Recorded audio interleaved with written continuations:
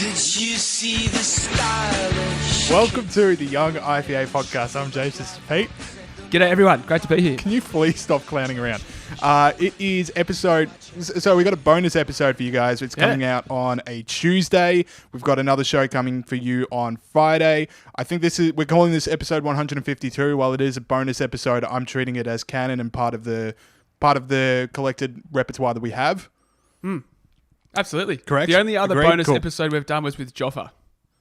That was true, yes. And this week we have an equally incredible guest to Joffa. We have Brendan O'Neill, great friend of the show, editor of Spiked. Yeah. We're going to be talking about the lockdown in the UK, the culture it has created among the police and among the public as well. And, just sort of getting his perspective on something we've been talking about on this podcast. And obviously it's all over the media. It's the balance between public safety and civil liberties. So we're going to be talking a lot about all of that. Anything you're looking forward to in the show, Pete? Well, I sort of regretted the fact that we didn't ask Brendan O'Neill about how he'd feel about taking over the Collingwood cheer squad, because we know that our good mate Joffa has gone to Fiji, so we should have asked him that. But it is a really, really good interview, and my highlight is when he talks about the Queen's speech, because after that interview last night, I watched it, and it was fantastic. Well, there we go. So glad you watched it after the interview, which is when I would have liked you to have watched it. But anyway, let's talk about some of the things. I watched clips before it. Okay, good. That's all I can ask is you watch a clip of a 4-minute speech. All right, let us talk, Pete. Let's get into it. Let's talk. Yeah. About the ABC. About what, sorry? I didn't quite catch that last ABC. bit. The ABC, oh, of course, yeah. That's the number one story that we discussed before the show that we're going to talk about. So you probably would have seen that Gideon Rozner released a video over the weekend. The IPAs begin to end the lockdown now. It made quite a splash. It was making the case for easing restrictions incrementally over the next little period of time to make sure the cost of whatever we're doing to fight coronavirus isn't worse than coronavirus itself. So a pretty basic point. Obviously caused a little bit of a splash. Now I'm going to play a little clip of this video.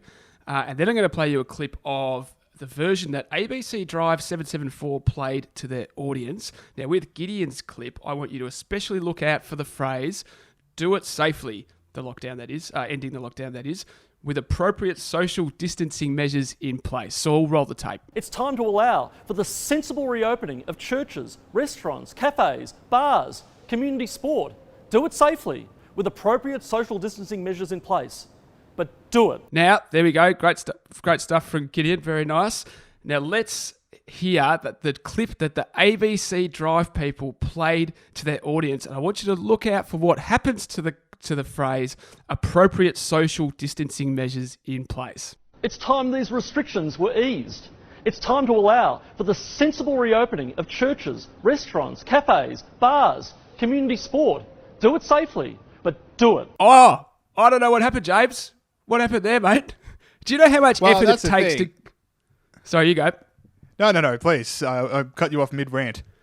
That's all right, mate. Do you know how much effort it takes to go in and edit something like that? Like, it's not like they left out the last 30 seconds or something. They actually went in there, and Saul Muscatel, our producer, will be able to tell you how difficult it actually is to go in and take out a few words in the middle of someone's spiel. You know, it's very difficult. He's had to do it a few times on this podcast, but that's what they've done to this video that Gideon's made. Is that lying? Is that the same as just lying? Well, lying might be something that is a litigious thing to say, but it's certainly... It's through to you. Yeah, thanks. Just put me on that one. But it's like, it's a thing where journalists will remove parts of the sentences that aren't exactly the most important and put that ... in just for the sake of like speed. I would say with appropriate social distancing measures in place is one of the more important sentences in that video. Like of all the sentences to get rid of, and I think, every word of Gideon, et cetera, but of all the sentences to get rid of, that is not the sentence to get rid of. Mate, we know that appropriate social distancing saves lives, so you've got to leave that bit in. There's no reason at all to take that out. And I just reckon these people, right, like, so they'd say, we speak truth to power, we're the real balanced news. ABC journos listening to this, you are no better than a trashy current affairs tabloid journo. This is exactly the same thing. Get off your high horse. This is unbelievable from one of your premier radio shows to do something like this. I'm sure Media Watch will do it tonight or next week, whenever it is. They did it last night. What I like about this is, for you, last week you called someone scum. This week you're calling ABC hack journos. there's something about working from home that has really unleashed a very just angry and violent Peter Gregory. Do you wish to comment? I don't think violence is the right word, and I don't think angry is the right word either. But I mean, clearly being by yourself means that I think you're up and about. Your base tendencies don't get curtailed by other people as much. So, you're just sitting in your kitchen and, who knows who's listening to this. At least when, it's me and you together, there's another person there and I can gauge their reactions and stuff. No, but I mean, it's true. They like to think of themselves and portray themselves as important journalists speaking truth to power. And then they do stuff like this. Like, what is this? What is this? Yeah, it's very grim stuff. And again, we paid for it. Like, this is a thing that everyone pays for with taxpayer money, and I have no choice as to whether or not they don't get money when they do reporting like that. Yeah. Oh, absolutely. If you don't like the Young IPA podcast, that's fine, but you don't have to. I don't understand why you wouldn't. Yeah, I don't. What's your problem? But yeah, are you a narc? Are you a narc if you don't like this? What's wrong with you? Yeah. Anyway, just that's another conversation for another day. All right. So. Another story we want to talk about. So last week we were talking about how there's some growing ideas that some of the lockdown measures that people have taken, that governments have taken up, might be overreaching the mark on the trade-off between civil liberties and public safety. I'd say that this is now a growing position. I wouldn't say it's majority yet, but I definitely think more and more people are coming forward, including some health professionals saying like, okay, well, maybe we don't need maybe we don't need people sitting by themselves in a park to be moved on, because that's not exactly a way that you're going to transmit or catch the virus when you're completely by yourself in a public open space. That's exactly right, mate. I saw an interesting piece by Peter Collignon, who's a professor of infectious disease at Australian University Medical School, and we're seeing more and more stuff like this come out, who is obviously knows all about this stuff, and he says, that fortunately in Australia, the numbers for coronavirus are not just flattening, they're actually going down, which is great. And he said that the measures that we've introduced have caused that, which is really good. He also went on to say, this is the key sentence, what we're not seeing, however, is evidence for what justifies the latest Victorian and New South Wales lockdown laws. So he's talking about the stuff, people getting moved on from sitting in parks, people banned from fishing. We're going to talk a little bit later about an L-plater who absolutely copped it for practising driving. He went on to write, if it's deemed reasonably safe to be 2 metres apart in supermarkets and workplaces, how can this be wrong for people to be outdoors in our parks, beaches, or in the countryside? He says that, if we keep these things in place, it's mixed messaging, and over time people will stop actually following it. And I think he's right. I think that, all sorts of things in our society are dangerous, but we manage them with sort of adequate laws to make sure that the worst aspects of those activities don't happen, but there's still a bit of risk involved with them. If you look at stuff like driving, drinking and smoking, those three things together cause 27,000 deaths a year in Australia. And if we banned all of those things, we'd save 27,000 lives. And if we did that for a few years, or even 1 year potentially, on how bad coronavirus is, that would save more lives than all the things we're doing for coronavirus. And when you think about it, banning smoking and banning drinking and banning driving, that's less of an imposition on our liberties than what we're doing now. So, it just seems to be like a disproportionate response. Clearly, we have to do things like work from home, maintain social distancing, ban large gathering if necessary. But we can start now to begin to think about changing little things so that we can start to live our lives again, and the cost isn't so terrible of what we're doing. Maintain social distancing, continue to work from home, but you can go to the park or you can go fishing, stuff like that. Yeah. By the way, for people listening at home, like, we're recording this at 10:23. The Pell verdict has just come out, and I've got Twitter on my screen, and it's a great day for Twitter. There is a lot of great tweets getting sent out. I know what I'm going to be doing for the rest of the day. What did you say? The Pell verdict just came out, so I am just going to be scrolling Twitter for the rest of the day because people are saying their opinions. There's a lot of opinions going around, and I want to read all of them. I am surprised that there's a lot of opinions about the Pell verdict. There are more than one opinion about the George Pell conviction. Now, so what you were saying, there's this idea that, like, okay, we're 100%, we're in a medical emergency, but medical emergencies don't exist in a vacuum, as you were pointing out. Medical emergencies, like, they're just one part of everything else. That's what I meant to say. Yeah, so as you say, if you want to, like, the way to make sure that we never have anyone hit in a drink driving accident ever again is to ban the use of alcohol, and anyone caught drink driving is shot without trial. You'd have zero tomorrow. You'd never have another drink driving incident. Yeah. That sounds like a bit of an imposition on everyone else. So coronavirus is no different. Like, we want to keep social distancing. We want to stop gatherings of more than 500 people, but you also have to trade that off with people's love of civil liberties. And yeah, like I said last week, if you start cracking down on people sitting by themselves in a park with no one around for 50 meters, those are the kind of people that are going to tune out of actually important health measures because they just go, well, it's all just too much. Sorry, That's I don't exactly want right. to That's the go point over- this guy makes. Yeah, so the other part of the turning of the tide that I want to talk about is we're seeing the effects of some of the economic measures that governments are taking. And all right, so this is going to get grim, and I apologize because maybe some people tune into this podcast for a bit of a break from all the grim news, but it is important. So the number one thing that people are seeing right now is spikes in unemployment. All right, so here's a few stats. We get into Britain's situation with Brendan O'Neill, but 20% of France's workforce is now unemployed. 20%, that's a lot. 6.6 million Americans sought unemployment benefits last week, and 3.3 million did 2 weeks ago. So that's 10 million Americans seeking unemployment insurance, and 717,000 Australians have lost their jobs, according to IPA research, or are going to. And an AFR report says unemployment could go to 9% this year. Now, that's a curve we didn't flatten as a society. That is a spike. That is a huge spike. There was not a gradual rollout. There was not, okay, we're going to take care of you. At the start, it was, you've lost your job. We'll figure out what the rest is later. I mean, the wage subsidy stuff still hasn't passed. People are missing, and you know, people are trying to pay rent payments when they don't have the money because they lost their job 2 weeks ago. They still don't have their wage subsidies. So that's the spike that I'm also concerned about. And this gets particularly grim, but you also talk about okay, so I read this article from Indy Star, which is like Indiana's biggest paper, and it said Indy 211, which is like Indiana's Lifeline or Beyond Blue, they usually have about 1,000 calls a day, and they're now having 25,000. Now, some of that could be anxiety from coronavirus itself, but I'm also hearing a lot of people that go, I just lost my job, I'm scared, or my job stops me from sitting around in my house taking drugs all day, and now don't have a job. What am I going to do? So, like, I get the medical emergency. There's also an economic emergency and a social emergency that happens when you start taking away people's civil liberties and when you start taking away people's jobs. And that's, like, you know, the IPA cops a bit of flack in the media for being a bit anti, like they call us anti-lockdown. These are the people we're concerned about, people that are losing a whole lot of things at a time that, you know, we do need to make restrictions, but I'm not seeing the same public concentration on what's going to happen to people who lose their jobs and lose their sense of meaning. That's exactly right. And as this guy says, a lot of these restrictions have been brought in on the fly. You know, they've been just sort of, feels like a bit of panic from government, seem to be doing things without the correct thought process. And I get that it's hard because, you know, we don't know everything about this virus. But as he says, you know, got to look at the evidence. There's no point doing things that are going to make things worse in the long run.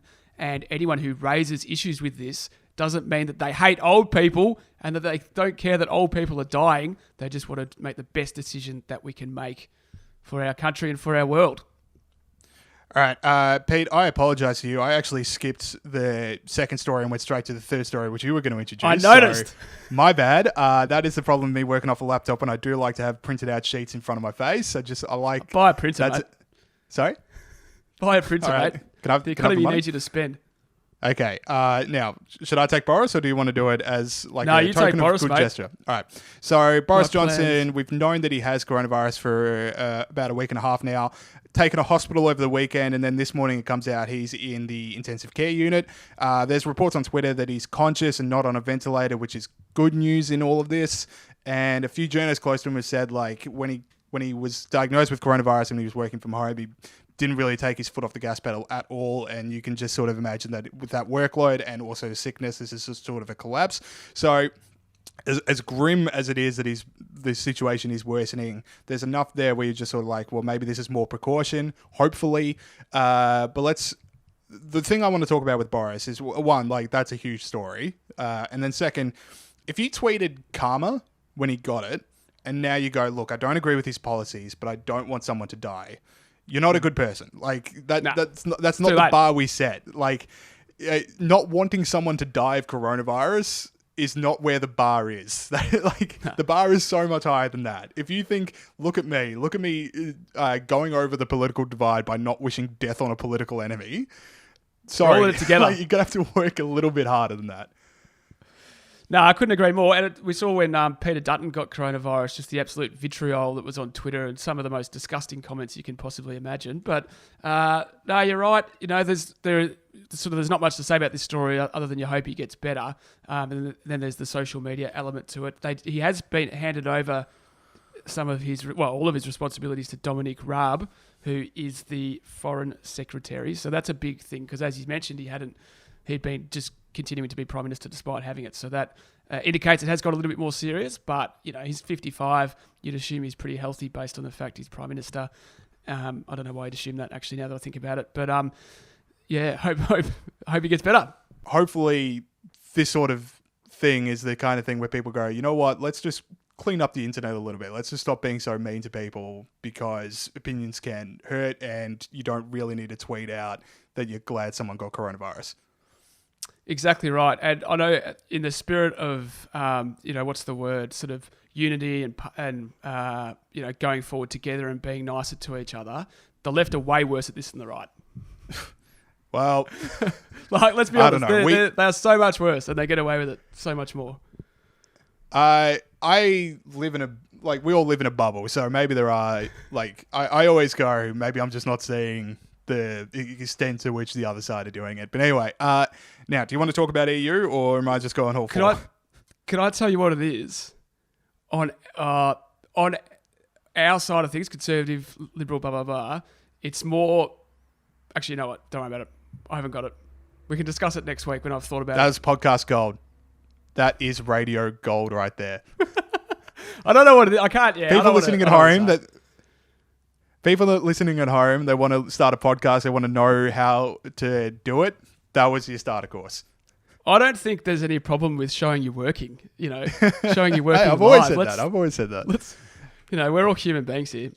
All right, so speaking of showing you working, I've stepped all over your toes on stories so far. So do you want to take EU or am I... Keep going with EU. I felt like I got enough of my story to feel happy. You better do the EU, mate.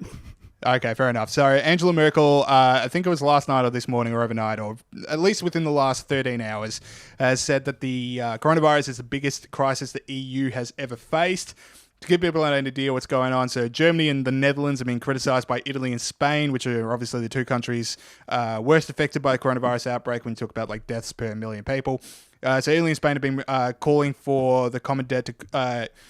the Eurozone issue common debt to cushion the economic impact of the pandemic. Germany and the Netherlands saying, no, we're not going to do that.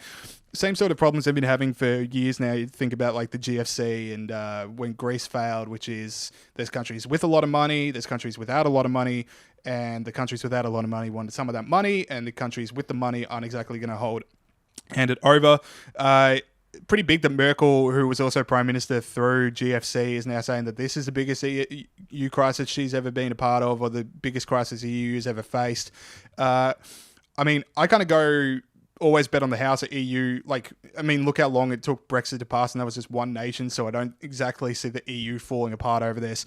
But what I do what I do notice with these sort of stories is it's always the Italians and the Spanish having to go at the Germans and the Dutch, and you just think if the EU's been there for 60 years and we're still talking about different nationalities as thinking about one entity, then maybe the EU's goal of one harmonious Europe just isn't going to be realised. 60 years of peace and we're still at Germany versus Italy.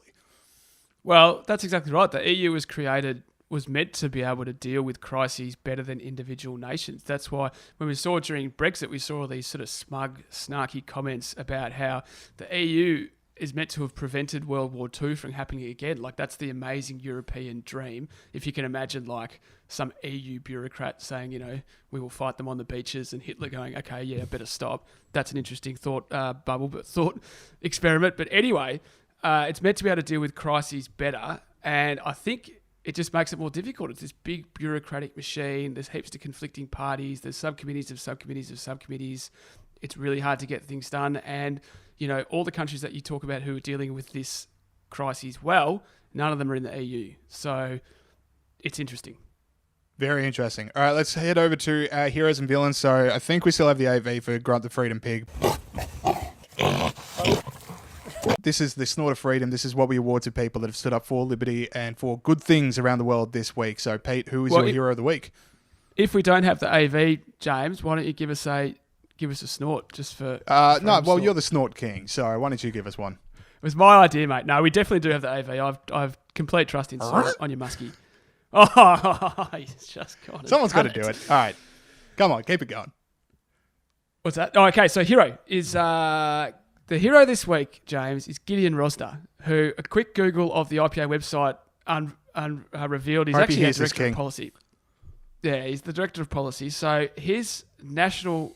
Oh, okay. So the reason why Gideon Rozner is my hero this week is because throughout the debates we've had in this country about plastic bags, supermarkets banning plastic bags or not using plastic bags, and the Victorian government actually banning them, single-use plastic bags I'm talking about, is Gideon Rozner always said that the tote bags, studies indicated, the reusable bags that people were meant to use instead of plastic bags, actually have a higher chance of transmitting germs. And now he's right. In the middle of this pandemic, we're seeing places all across America that are now banning the use of reusable bags because of the germ issue. So Gideon Rozner should have been listened to back at the time. San Francisco has just banned the use of reusable tote bags and switched back to single-use plastic bags to help help fight the spread of coronavirus. Now they banned reusable plastic bags in 2007. New Hampshire, the governor signed an executive order to the same effect. Massachusetts also followed suit. And Maine, a ban on plastic bags was meant to take effect on April 22 in Maine, but it's been pushed back till next year. So Gideon Rozner, you're my hero this week, as well as the humble plastic bag, which has copped all this grief over the last few years. There was a National Review article about the plastic bag, which said single-use plastic bags are a miracle of modern technology. They're cheap, they're ubiquitous, they're all over the place. So Gideon Rozner, in addition to the humble plastic bag, you are my heroes this week. Very good. All right, so my hero is Jay Williams, who is a former NBA player turned analyst, because he has been copping it a lot this week because he pushed for the rest of the NBA season to be taken on board a cruise ship. Now, people who listen to the show know I have quite the affinity for American sports and sports in general. And he copped it because people going, that's ridiculous. How do you get all the NBA players on a cruise ship? How are you even going to have a tournament? Look, I want sports back. Okay, there's no bad ideas in a brainstorm, and we need to get some sports back because I need things to do. Okay, I can only read for so long. I can only go on so many walks. I need sports back. And cruise ship, fine. How about this? The rest of the AFL, we find one island in Australia where there is no coronavirus cases, and we send the AFL players there. They can take their families. I will personally foot the bill. We can have the rest of the season go on. You'll I just fit need the bill. sports back. Well, I'm sure if we pass the hat around, we can get AFL back on an island somewhere. I mean, Superdome in the sky is clearly the safest, but we need an island free of coronavirus. We'll just bring supplies to them. Just give me footy. Well, it feels like 1,000 years ago now, but the Australian government were quarantining people on Christmas Island. I assume they still are. Why don't they just have it there? But I think you're right. And I think the question has to start to be asked, when are they going to bring sports back? Like, I'm not saying put people in the stadium, but if you've got all these healthy guys and women and, we're getting better testing, testing mechanisms or whatever, maybe we should start to be bringing sports back in empty stadiums to give. So over the weekend, Donald Trump called the commissioners of the big sports leagues over in America and also the commissioner of the WWE. So wrestling is back. And he said, how do we get sports back by September? Which made me so sad inside. By September? By September. Now, the article then went on to say that he wanted fans in the stadiums, so maybe that's a stipulation. Like, how do we get fans in the stadiums? And maybe we have sports back without fans before then. But, boy, if it's September, I'm tearing up right now thinking about no sports till September. That is such a Trump move. Like, it's really, he just gets like the public. Like, he knows that his base loves sports, and he also knows that an empty stadium, whilst better than nothing, is a little bit depressing. Yeah. I really want to watch those clips because the WWE had a tournament with no fans. So you just think of anything in the world that needs fans to be there, it's the wrestling. So I kind of want to see what that is like with no fans. Yeah, it would be. Then I don't watch it when there are fans and think it's stupid. So I'm not as interested in that idea as you. But let me know how it goes. Yeah, no sports to September is a depressing thought. All right, let's move on. I'm getting sad. For colour TV. All right, villains. So I interview the villains because, I'm sort of the dark side. I don't know what that means. But so the villain of the week we call the Extinction Rebellion fake nudie run. The Extinction Rebellion fake nudie run, because that's what Extinction Rebellion did when they were having protests in Melbourne. They did a fake nudie run. Saul, roll the footage. As Extinction Rebellion protests enter their 6th day. As you can see, none of those people And are if we didn't have the footage like we didn't have for the pig, are you going to give us a nudie run? Well, seeing as you asked, no nudie run. Watch all the YouTube views just absolutely skyrocket next week. So, YouTube, yeah. James, give us your villain. Okay. This is a family podcast. All right, so my villain of the week is the now departed Scotland's chief medical officer, Dr. Catherine Calderwood. Now, again, we talk about this. We talk about this with Brendan, how there's like one rule for people with really nice houses. I think my GoPro just shut off Source, so let's really hope this is recording. Dr. Catherine Calderwood. UK lockdowns are very extreme. Now, Dr. Catherine Calderwood made 2 trips to her second home during the coronavirus lockdown, which is very outside of her own recommendations to everyone else. She had earlier been given a police warning for breaking the lockdown rules after going on a day trip to a country town. Now, if there's one, like, if you're passing lockdowns, it also applies to you. That's unbelievable.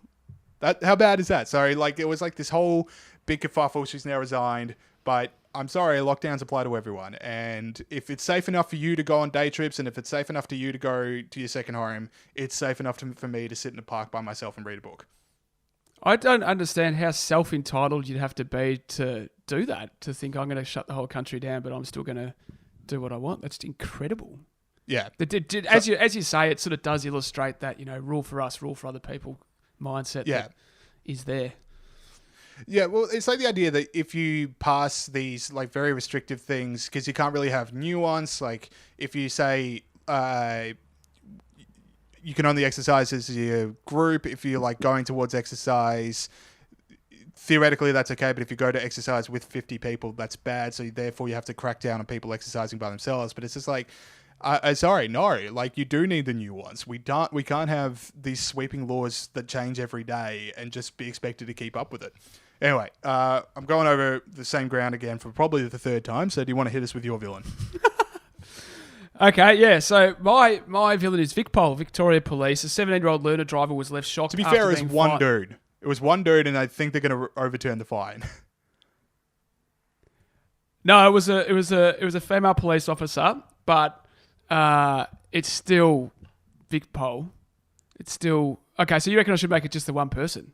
I reckon just the one person, because I think they're overturning the fine, and there's a whole lot of good police officers out there that don't exactly do this stuff. So, yeah, okay. Like I'm not, but I mean, the police have been playing up in Victoria. And New okay, South fair. Wales All over right, the last I'll few stop days. interrupting. So, and I'll give you a quote that she gives as well, which shows you that it should be the whole police force. Anyway, whoever it is, 17-year-old learner was left shocked after being fined more than $1,600 for driving with her mum during the lockdown. Cherie Reynolds was supervising her daughter Hunter as they drove from their Hampton home.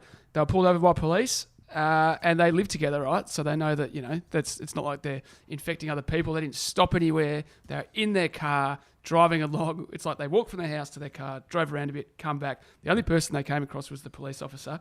Now the mum says, "We didn't think for 1 minute that we'd be doing anything wrong. We weren't in contact with any person. We weren't stopping anywhere." Now this is the bit which really gets my goat, James. The police officer said, when, the mum said, "Come on, we're not actually we don't cross paths with anyone here. Why are you finding us?" The police officer said, "We are smashing it on the roads today." So that's the rule of law in this country, James. Yep. We're smashing on the roads today, mate. So have $1,600 fine. So that's what I mean. New South Wales have said it's okay for learners to get out there and drive, but Victoria have said they're still not allowed to do it. And this is what we're talking about. This is ridiculous, unnecessary lockdowns and rules against people, which are too much. And it's more the idea that it's like they've decided today they're going to smash it, whatever that means, and fine everyone in sight. And for that police officer, to be fair, and that those are my villain of the week.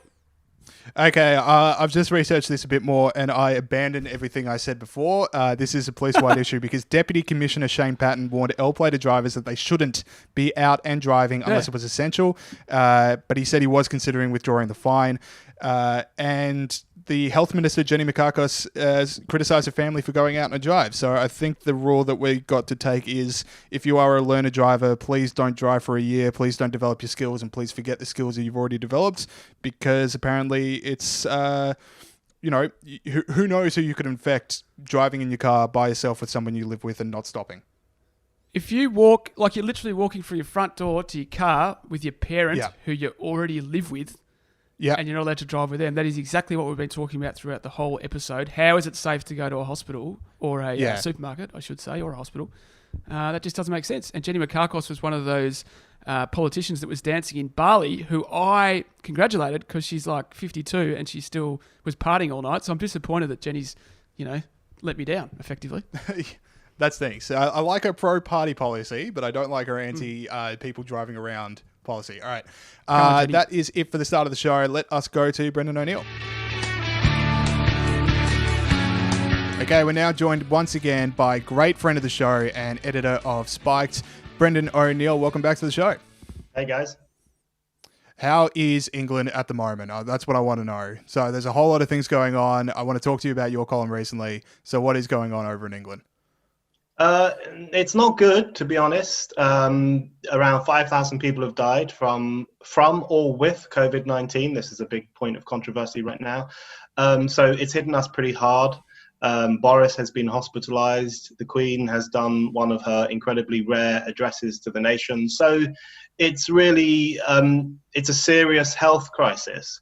But I don't think the country is coping with it very well. And lots of bad authoritarian curtain twitching instincts are coming into play in relation to the whole thing. And the thing that's worrying me in the longer term, I think we do have to fight a short-term or medium-term battle against this virus. But the thing that's worrying me in the longer term is the question of what kind of nation we'll be at the end of this. Will we be an unfree, economically wrecked nation full of finger pointers and grasses and squealers? Because at the moment, that is where we're going, and I find that really incredibly worrying. So, Brendan, you've been outspoken on this issue, and a lot of controversy around what you've been saying. What do you think should happen? Well, I'm not an expert, as everyone keeps reminding me every single day. But my view is that I think the lockdown, certainly a long-term lockdown, I think is a terrible mistake. And I agree with those experts who are not getting much airtime at all, who argue that a long-term lockdown could have more destructive consequences for health and even life than the virus itself. So I'm worried about that. Lots of people, if you raise these questions, people will say, oh, you care more about the economy than people's lives. But that's such a false distinction, because the economy is people's lives. This is where people work. This is how we produce things. This is how we make enough money to have a health service and to have housing and to create food and other necessities. So if you harm the economy in a grave, serious way, you harm human health and you harm human life. So I'm worried that we are we're fighting a virus, we're fighting a health problem, but we could be creating newer health problems in the process. In my view is that I think we should have taken a more surgical strike. In this sense, I agree with David Katz from the Yale Griffin Prevention Center in the US, who wrote a very good piece for the New York Times, and he's not the only expert making this point. And he said that what we need in relation to a virus like this is a surgical strike against the virus, rather than this blanket approach which causes so much collateral damage in terms of jobs, the economy, and people's health. And, I think as a better surgical strike approach might have been to offer voluntary isolation to the elderly and the vulnerable. I always think these things need to be voluntary. We should have offered them voluntary protection, the voluntary ability to isolate themselves from other people in society for a period of time. We should have allowed everyone else to carry on working as much as possible. And I think that would have been a far better approach than what we currently have, which is unprecedented in human history, which is the quarantining of well people. The quarantining in the British case of 66 million, essentially, 66 million healthy people. are essentially under house arrest and are only allowed out under very strict circumstances. That, I think, is a mistake. It's never been done before, and I think it will have bad consequences.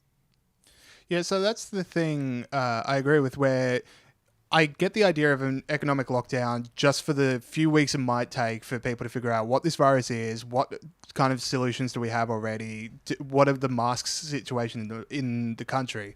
But when people start going, this needs to be the case for 6 months, and people like Britain's unemployment's going skyrocketing, Australia's unemployment is skyrocketing as well, I just think we've erred too much on the side of caution. Yes, it's completely delusional. We have experts in the UK who are now saying the lockdown might last for 3 months or 6 months or 12 months. I think they are completely mad. The idea that you could lock down a mature economy for 12 months is completely and utterly insane. The country would grind to a halt. We would see the kind of poverty and destitution that we haven't seen in the UK for a very, very long time. And also, people wouldn't put up with it. People aren't animals you can just put in a cage for 12 months. People, they value their freedom and their agency and their right to work and their right to meet with other people. Now, I know they will be written off as selfish if they raise these questions, which I think they will start to do in a few weeks' time. But it's not selfish at all. That's what it means to be part of a community, part of an economy, and part of a society that only works when people are pulling together. So the talk of a long-term lockdown, I think, is just nuts and incredibly sinister, in fact. And I think this is the problem with, we really need medical expertise at a time like this. We do need our politicians to listen to medical experts, virologists, epidemiologists, people who understand diseases. But those people, while they are great on those issues, they are not the best placed people to decide what should happen to society and the economy. They're not experts in economic life, and they're not experts in social life. So they can advise the government, but then we also need political judgment by our democratically elected leaders. Political judgment in the sense of saying, okay, how can we protect the old and the vulnerable while getting economic life back in action and getting people back to work? Let's look at what's happening. Over the past fortnight, 10 million more Americans have claimed unemployment insurance. In the UK, over the past week or so, 1 million more people are claiming universal credit, which is a fancy word for poverty assistance. It's really what you ask for when you are really, really struggling. Millions of people have lost their jobs in America and the UK and elsewhere, in hospitality, particularly in retail and other areas too.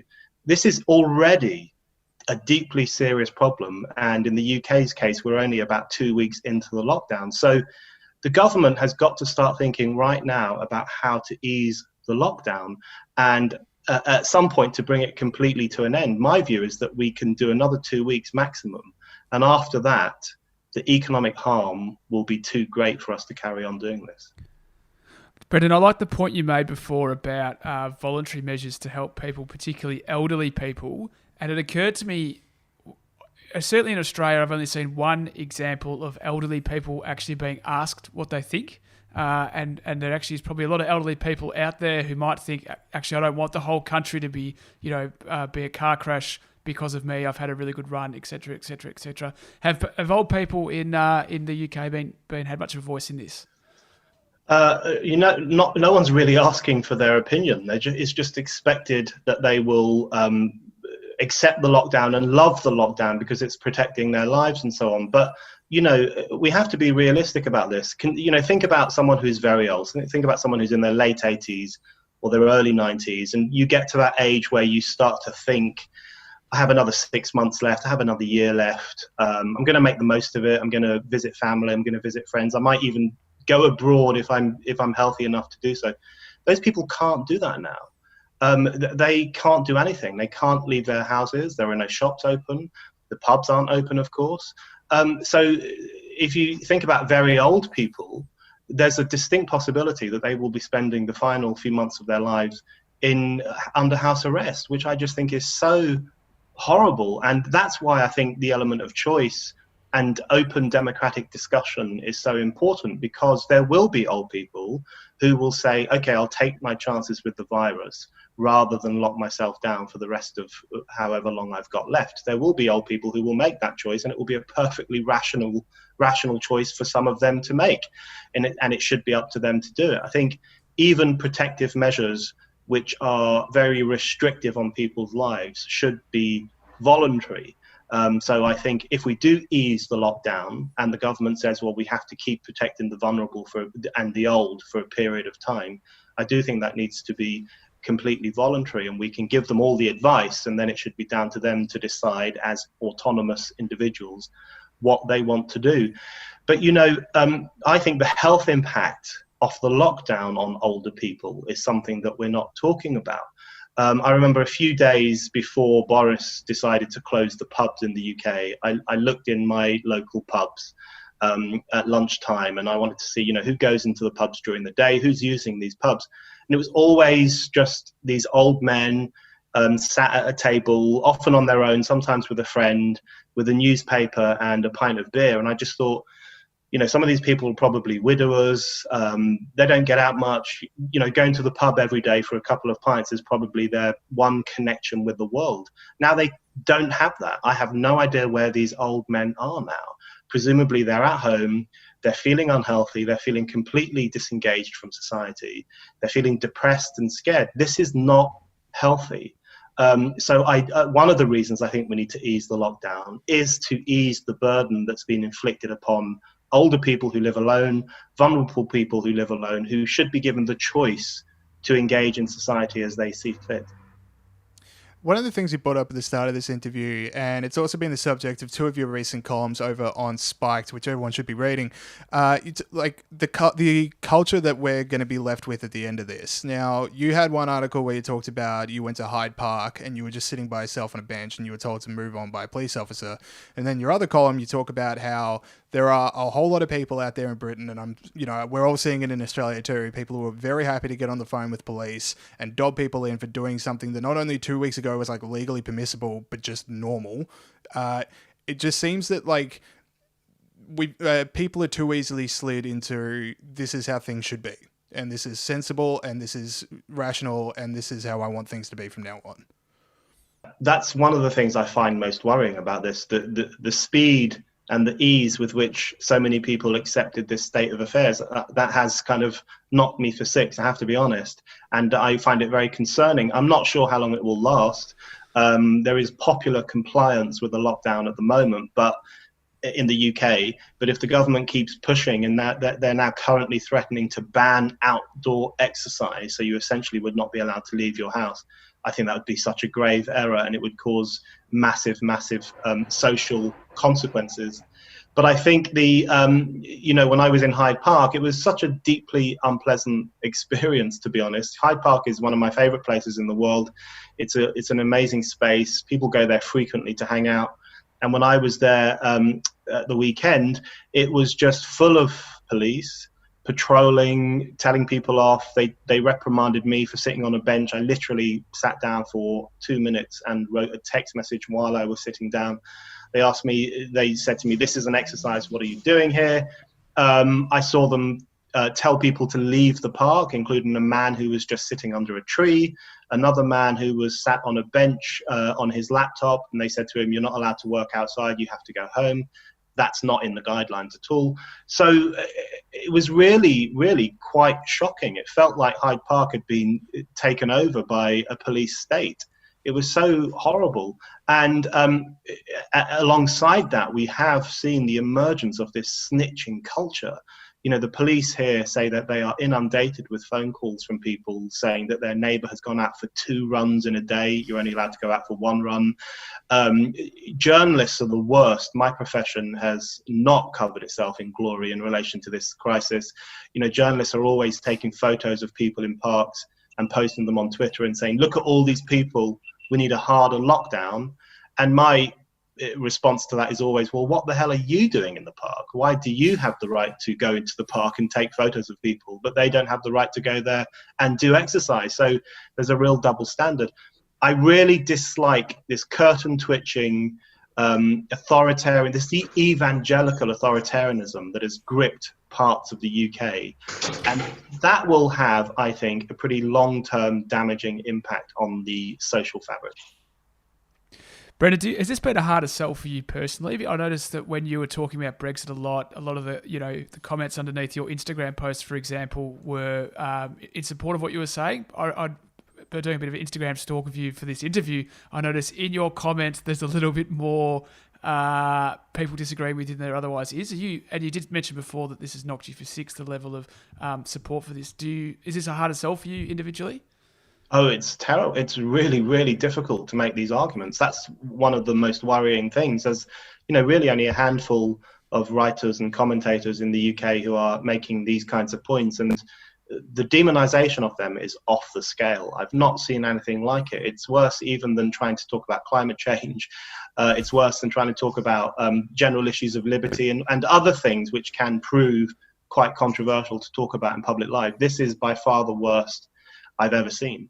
And anyone who raises questions about the lockdown, or anyone who says our response to the disease could prove to be worse than the disease itself in the long term, anyone who raises any of these issues is immediately shouted down as evil and horrible, doesn't care about old people, doesn't care about vulnerable people, wants old people to die, shouldn't be on TV, shouldn't be on radio. We've got to silence them. I mean, it is just the most censorious culture that I can remember, which to my mind makes it so much more important to raise these questions, because it's precisely in an emergency, and this is an emergency, it's precisely in an emergency that you need freedom of speech. Freedom of speech doesn't become less important in a crisis, it becomes more important. Because if our governments are asking us to do very restrictive things, they're basically asking us to sacrifice our fundamental liberties for a period of time in order to save people's lives. Now, most of us at the moment accept that's necessary. But you have to ask questions when they're asking for such sacrifices. You have to say, is this the right thing to do?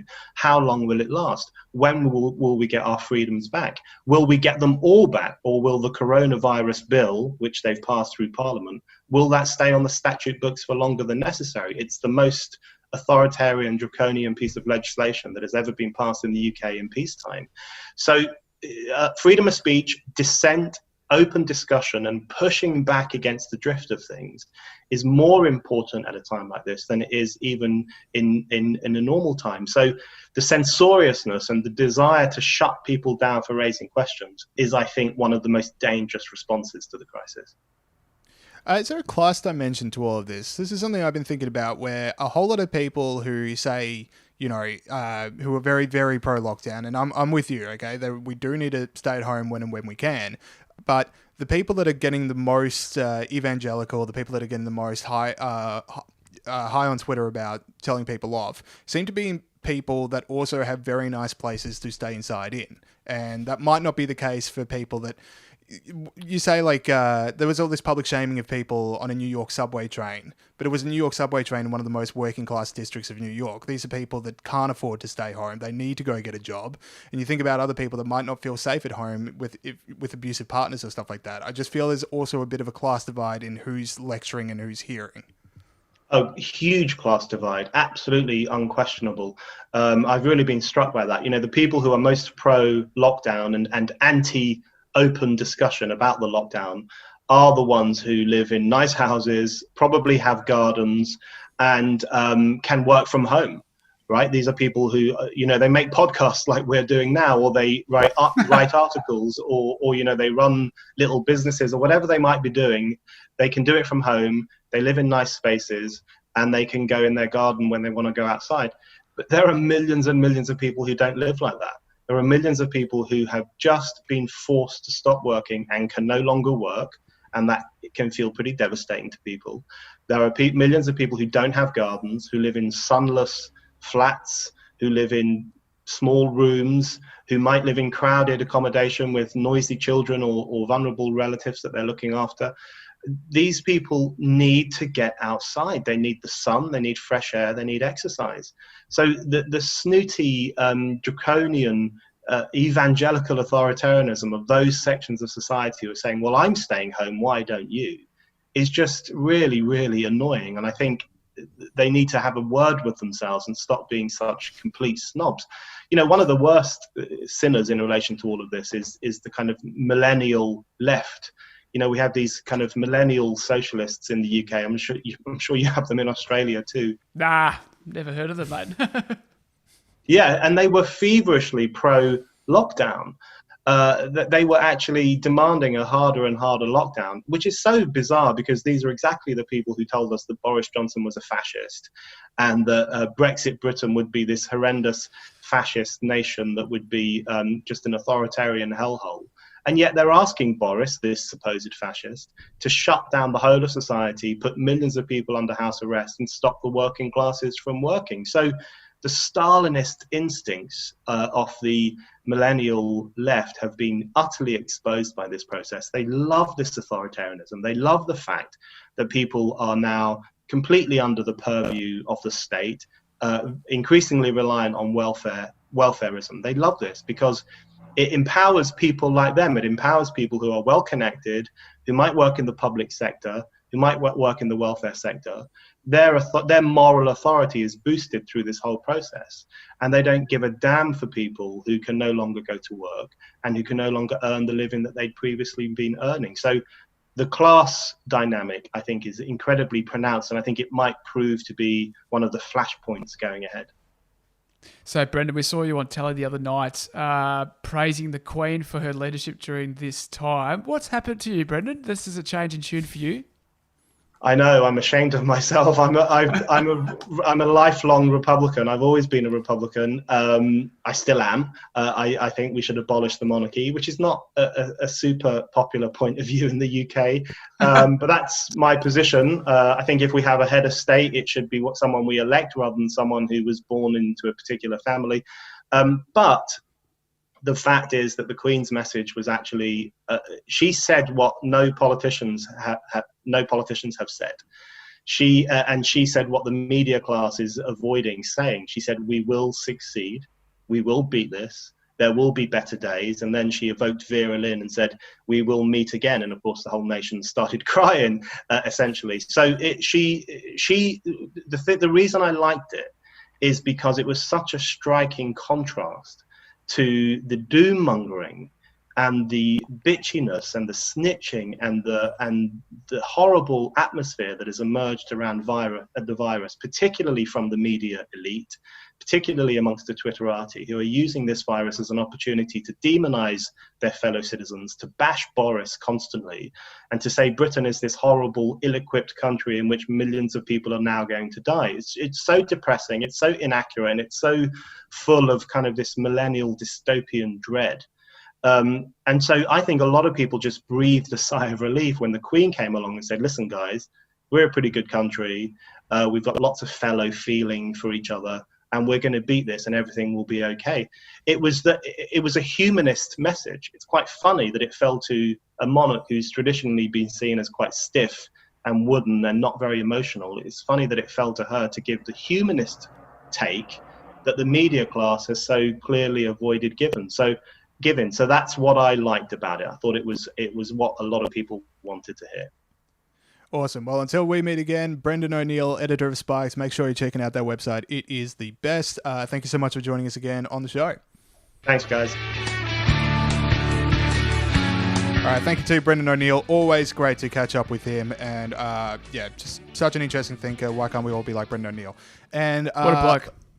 Let's run through two stories that we saw. And not often this happens, but when it does, it should be celebrated. For this first story, Peter Gregory is a story. So last week, people might have heard Peter Gregory's big rant, which I agree with, that the coronavirus should be called the communist virus because it happened in a communist country and because of the totalitarian instincts of the nation and the need to propagandize. We didn't know how bad the virus was until it was too late for the world.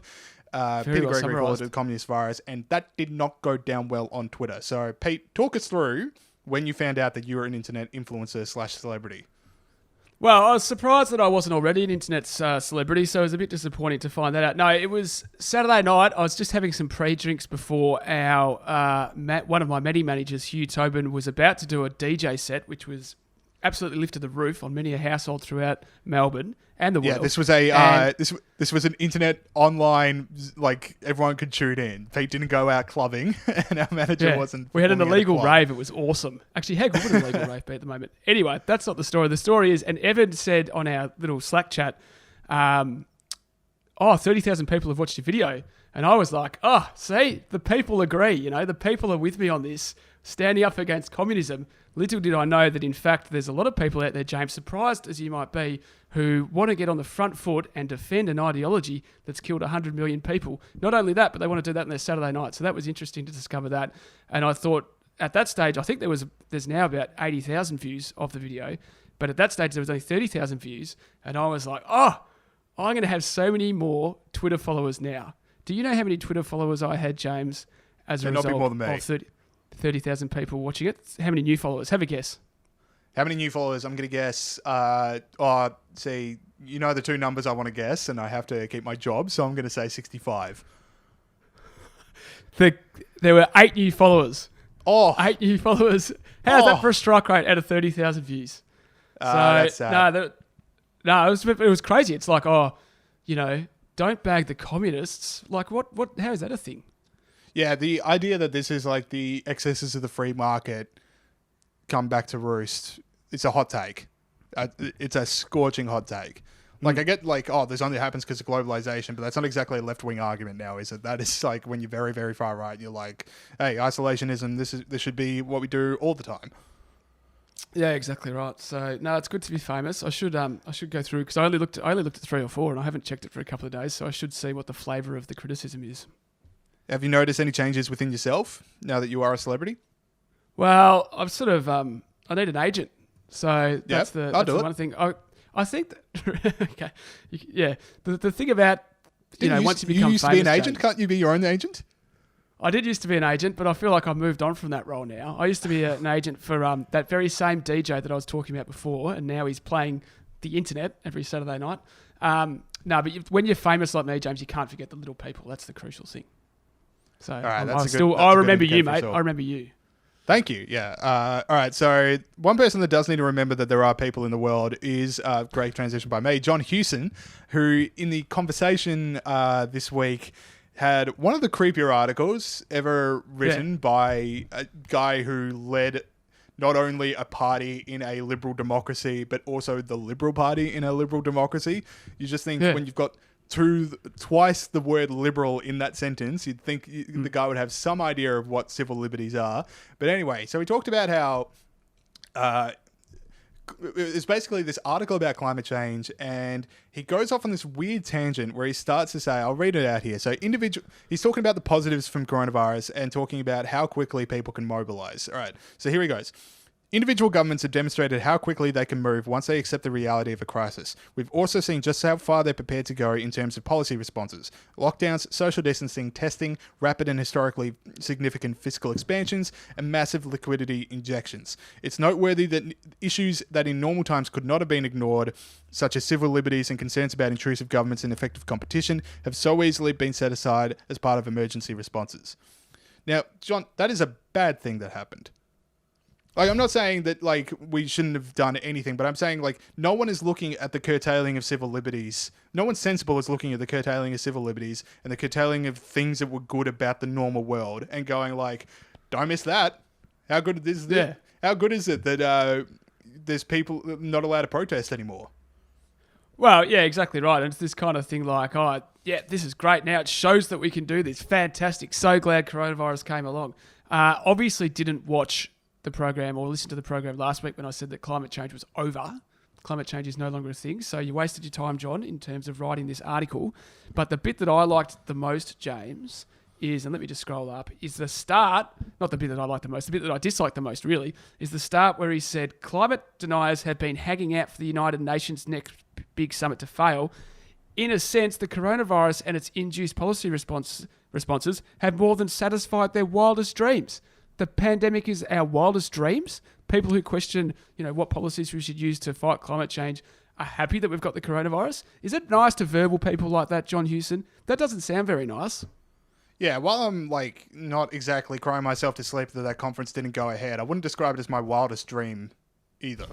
Yeah. Let's get the Denver Nuggets a championship before we start talking about the end of conferences like that. Is that your wildest dream? That's your wildest dream? Yeah. Oh, there's got to be a few things attached to that, though, like the after party and all, all sorts of things. It's just me sitting there going, we did it. We did it. That is crap. Anyway, the thing is... It would be the Leicester City of the NBA. He goes... The what, sorry? The Leicester City. It would be the Leicester City champions of the NBA. Yeah, well, yeah, there you go, mate. That would be great. Back to John Hewson. It's just like, it's... How can you say... First of all, he calls them deniers all the way through the article, which is just clearly being antagonistic. It's to use the word deny to talk about someone who has a different opinion on climate. And secondly, to say they'll be really happy because of the coronavirus. Like that, it's just odd to me how much he's trying to dehumanize the people that he disagrees with. It's like, and then going on about how... But then he goes on to say how good it is that we've stopped caring about people's freedoms. So who is happy about this, John? Yeah. I just don't understand how he... Now, something... Almost, yeah. I'm done. All right. So that is it for the show this week. Now, last week we discussed the idea of having a sort of show and tell, just basically like what we're watching, reading, or listening to. So it's without notice for you, Pete, so you can share if you want to. No, I've got one. Do you want me to go? Go ahead. Yeah. Okay, so what... You said we couldn't do TV shows, which made it difficult for me. No, it was like bonus points. We've done a fair few TV shows. What I am reading, I haven't actually... started reading it yet, but I'm about to start reading it. And that is, it's time. I've become that person. I am going to start reading The Barefoot Investor. Oh, that's right here, actually. That's so bloke in their 20s. Not that I'm in my 20s, but it's so bloke in their 20s to read The Barefoot Investor. It's time. We've got a bit of extra time at home. It's time to get my finances in order, to grow up, become an adult, and I'm going to read The Barefoot Investor. And presumably by the next week, I'll be so rich that I won't have to do this podcast anymore. And, it's been great. For the extra bloke in their 20s Barefoot Investor, my parents bought it for me. No one's ever bought the Barefoot Investor for themselves. I think it's always bought for you by someone who's better off financially than you are. And this is my housemate's book that was given to him by his parents. So you're 100% correct that it wasn't my purchase. Sorry, I can't remember the bloke's name who wrote it, but sorry, you didn't get an extra sale out of this one. I have met him, actually. I thought you can't remember your housemate's name. Nah, who is that? But, it's like the R.M. Williams shoes and the, chinos and the you know what I'm trying to say. That's standard. Yeah, I'm actually wearing chinos and R.M. Williams right now, so I've got your pin, mate. I feel verbal and I feel exposed. All right. My one this week, I've been tuning through Better Call Saul, but I can't do TV shows. Okay, this one isn't exactly covering myself in glory here, but I have recently purchased Football Manager for the first time. That game is addictive. That game, as I said, is so addictive. Mate, when I was in year 12, and I'm very old, when I was in year 12, I had to delete that from my computer because I was like, mate, you are going to end up failing your VCE unless you delete this game. And it is... I'm sure I've never taken, I'm sure it is like the most hardest drug you can possibly imagine. You'll never achieve the same high ever again as you get at the height of your Football Manager addiction. And that is one thing you're going to have to deal with once you quit and give up, is that you're just never going to have that high again. Damn. All right. Well, Pete, your internet's kind of falling apart now, so I reckon that's as good a place to end the show as any. So thank you to Brendan O'Neill, and thank you to everyone listening to this special bonus episode. We'll see you guys on Friday.